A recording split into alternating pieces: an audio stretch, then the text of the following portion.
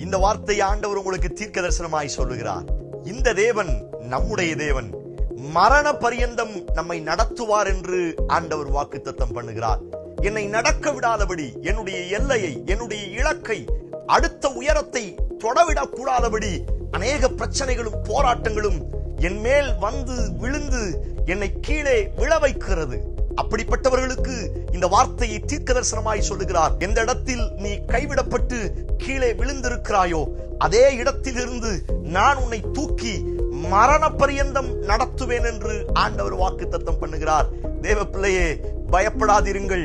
உங்களை அழைத்தவர் நன்மையினால் நிரப்பி மரண பரியந்தம் புல்லுள்ள இடங்களில் அமர்ந்த தண்ணீரண்டையில் அவர் உங்களை அழகாய் நடத்த வல்லமையுள்ளவராய் இருக்கிறார். நீங்களும் உங்கள் குடும்பமும் அவரால் நடத்தப்பட போகிறீர்கள். ஆமென். Praise the Lord.